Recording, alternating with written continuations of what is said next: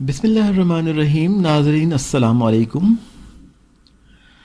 محترم ناظرین، اس وقت اسکرین پر آپ دو مختلف تصاویر دیکھ رہے ہیں۔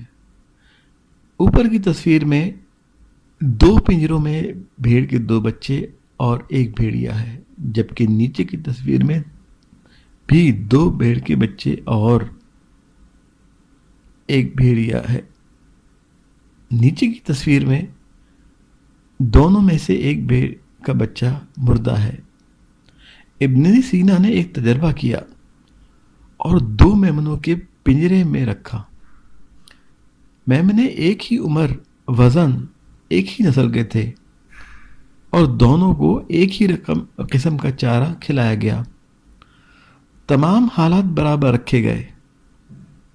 ابن سینا نے میمنوں کے پنجروں کی ایک طرف ایک اور پنجرا رکھا اور اس پنجرے میں ایک بھیڑیا رکھا، اور میمنوں میں سے صرف ایک میمنا کو اس بھیڑیے کو دیکھ سکتا تھا۔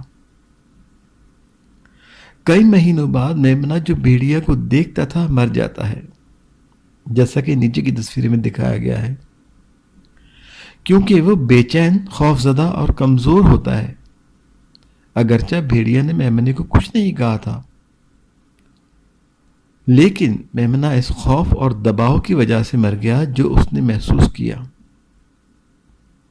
جبکہ دوسرا میمنا جو بھیڑیا کو نہیں دیکھ سکتا تھا اچھی طرح سے کھا سکتا تھا، اور اس کا وزن بھی بڑھ گیا کیونکہ وہ کافی پرامن رہا۔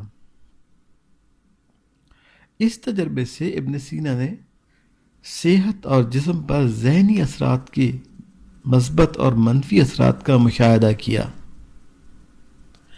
غیر ضروری خوف، فکر، اضطراب اور ذہنی تناؤ انسانی جسم کو نقصان پہنچاتے ہیں۔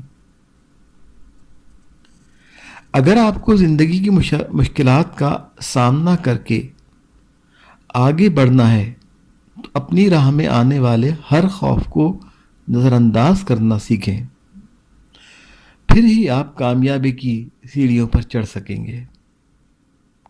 اللہ تعالی ہم سب کو کامیابی عطا فرمائے۔